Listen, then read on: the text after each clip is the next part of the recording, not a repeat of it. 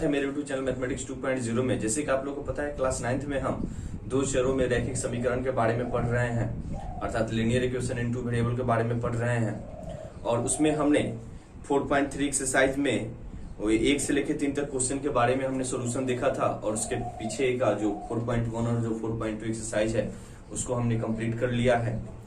उम्मीद है कि आपको अच्छे से समझ में आया होगा और आपने उसे जरूर बनाया होगा। यदि अभी भी कोई डाउट है तो आप हमसे जरूर पूछ लीजिएगा। और यदि पीछे का वीडियो और पीछे की एक्सरसाइज का वीडियो अगर यदि आपने नहीं देखा है तो चैनल पे जाके जरूर देख लीजिएगा। और हाँ, यदि आप न्यू व्यूअर हैं तो चैनल को सब्सक्राइब जरूर कर लीजिएगा, साथ साथ बेल आइकन को जरूर दबा लीजिएगा और दोस्तों के बीच में शेयर जरूर कीजिए।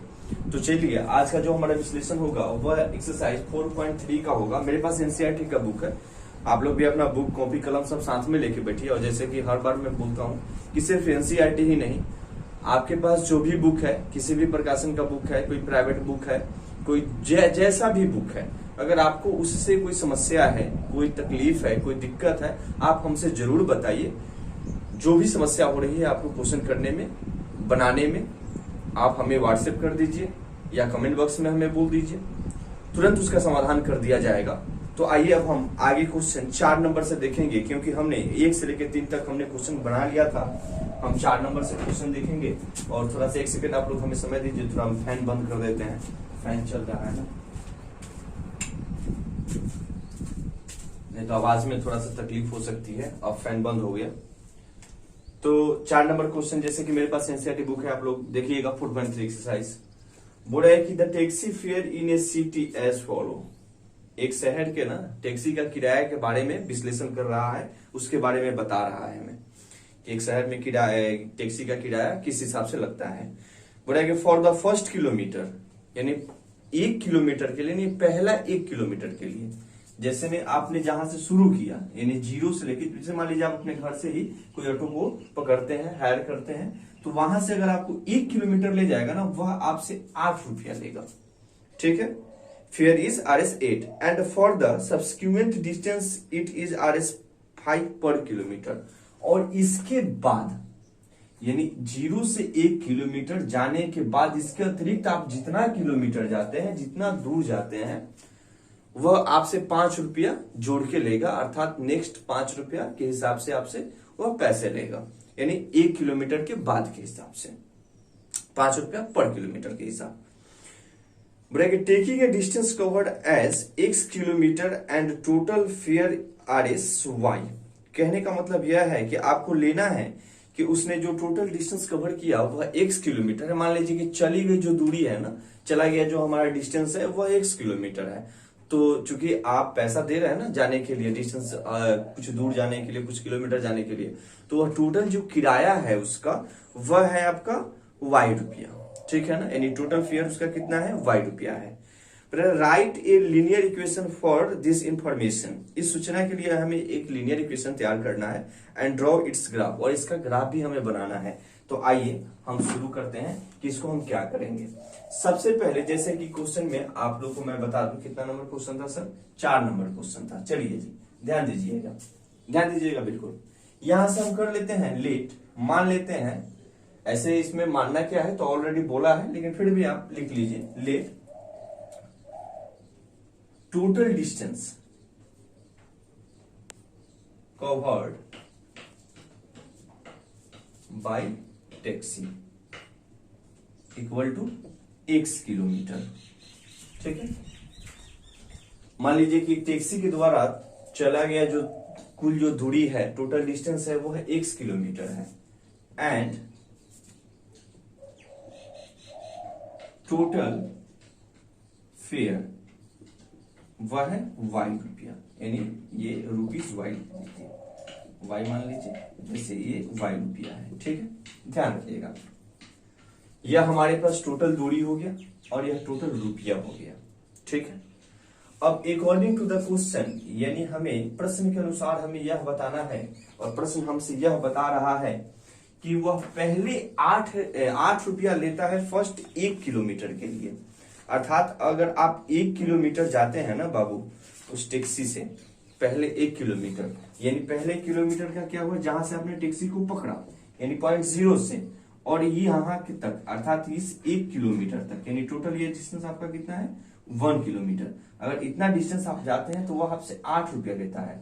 फिर अतिरिक्त के लिए जब इसके बाद जैसे आपने 1 किलोमीटर गए तो इस 1 किलोमीटर का आपको 5 रुपया लेगा, फिर नेक्स्ट अगर 1 किलोमीटर जाते हैं फिर 5 रुपया लेगा, ऐसे आपसे किराया ले रहा है। ठीक है, और टोटल जो किराया है ना वह y रुपया है।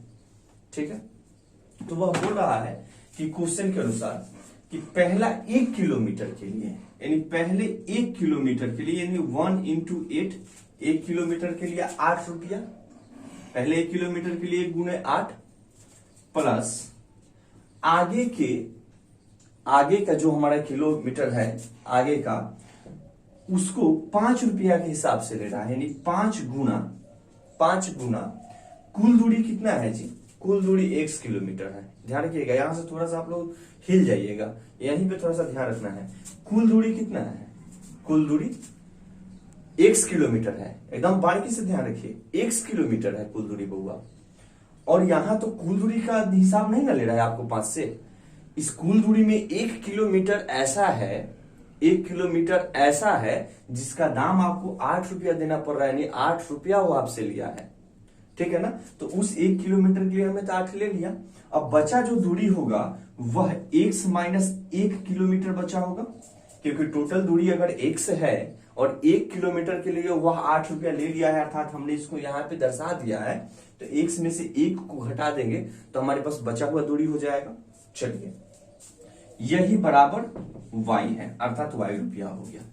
ठीक है ना, यानी टोटल फेयर हमारे पास हो गया, टोटल किराया यह हो गया। इसको थोड़ा सॉल्व कर लेते हैं, तो यह 8 हो जाएगा, अब प्लस यह 5x माइनस 5 बराबर y हो जाएगा बउआ। इस स्थिति में 8 में से 5 जाएगा 3 हो जाएगा, अर्थात इसको लिख सकते हैं कि 5x प्लस 3 बराबर y लिख सकते हैं। अर्थात कहने का मतलब यह है कि एक इक्वेशन जो था लीनियर इक्वेशन, यह आपने इसका तैयार कर दिया 2 वेरिएबल्स में, यानी 2 चर में, एक में। थोड़ा सा इसको आप चाहें तो और सजा के लिख सकते हैं, कोई उसमें दो राय नहीं है।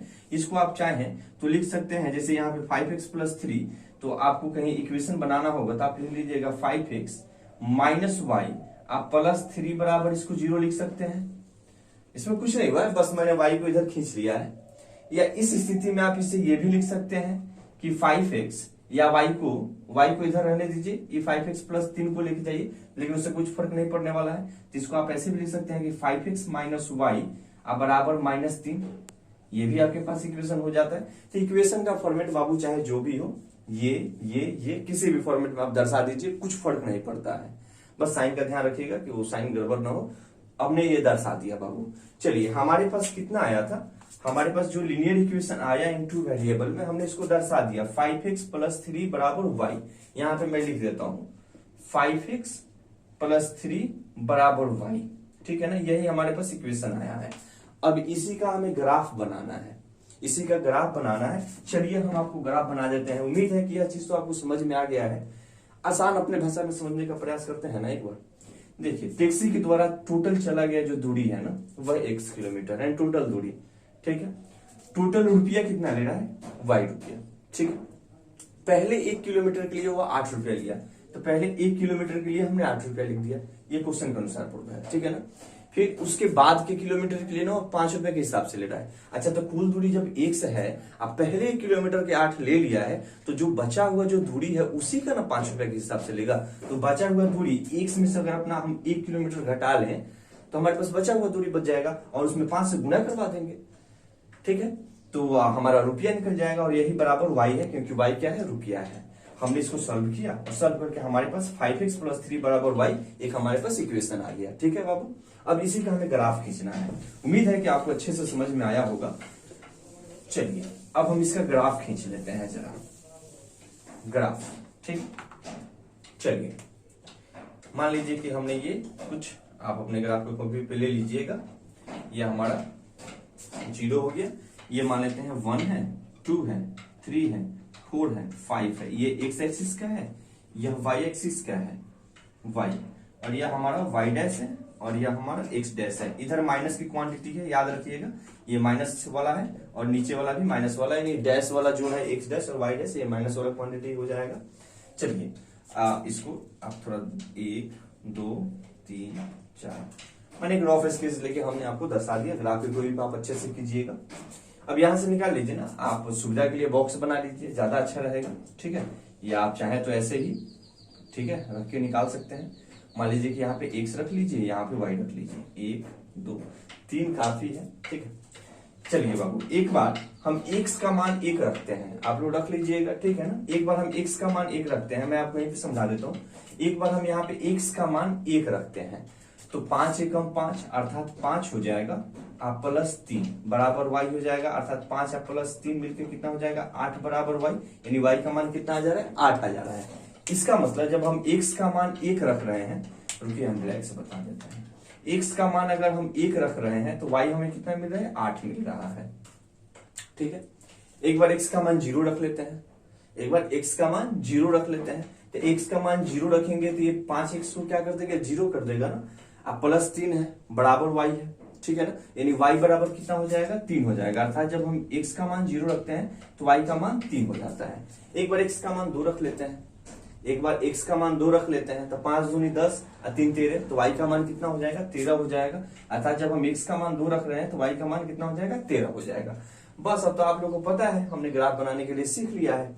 x का मान कितना है, 1 है, यानी ये वाला पॉइंट, तो y का मान कितना है, 8 है। ये मान लीजिए कि यहीं पे कहीं डॉट में यहाँ पे आपको 8 आया होगा, ठीक है।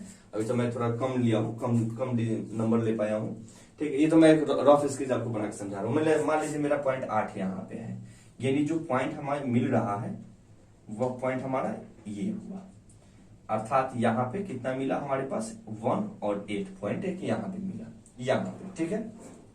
चूंकि y कितना है, 8 है, y का ऑर्डिनेट कितना है बाबू, 8, और x का एब्सिसा कितना है, 1, तो x का एब्सिसा यानी भुज और y की कोटि, तो भुज और कोटि यही ना होता है ग्राफ में, 1 और 8 हमने ये ले लिया।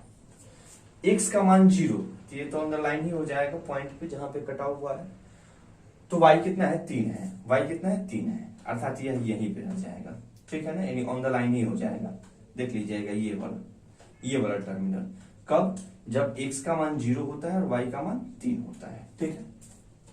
अब जरा देखिए, x का मान 2 है तो y का मान 13 है, x का मान 2 है यहाँ पे, ध्यान रखिएगा, तो y का मान 13, यानी थोड़ा ऊपर गया होगा, थोड़ा ऊपर गया होगा, मान लीजिए कि 13 हमारा यहाँ पे होगा, ठीक है ना। मान लीजिए कि हमारे पास क्या है, x का मान 2 है तो y का मान 13 है, ठीक।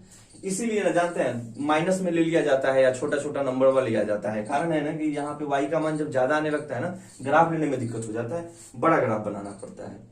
तो आप लोग माइनस में ही रख लीजिएगा, माइनस में रख लीजिएगा, ज्यादा अच्छा रहेगा, क्योंकि आपको तो बस पॉइंट दर्शा देना है, ठीक है। बस यही जो होगा, ये आपको एक सीधी रेखा में इसको काट देगा, माने इस पॉइंट से होकर या काट देगा आसानी से, यही आपका क्या हो गया, ग्राफ हो गया, ठीक है। और जरूरी नहीं है कि मैं जो जो पॉइंट यहाँ पे लिया हूं आप यही पॉइंट लीजिएगा, आप चाहे जो पॉइंट इच्छा हो, ठीक है ना। कोशिश कीजिएगा छोटा छोटा पॉइंट लेने के लिए और माइनस में 1-2 ले लेने के लिए, ताकि माइनस में लेंगे ना तो कुछ जो क्वांटिटी जो हमारा होगा ना y का, वह क्या हो जाएगा, थोड़ा छोटा हो जाएगा, तो ग्राफ लेना आसान हो जाएगा। तो उम्मीद है कि आपको अच्छे से समझ में आ गया है। चलिए अब हम थोड़ा नेक्स्ट क्वेश्चन के ऊपर चर्चा करते हैं। बाबू आप लोग बनाइएगा जरूर, ठीक है, और ईमानदारी और निष्ठा पूर्वक पढ़िए और बनाइएगा।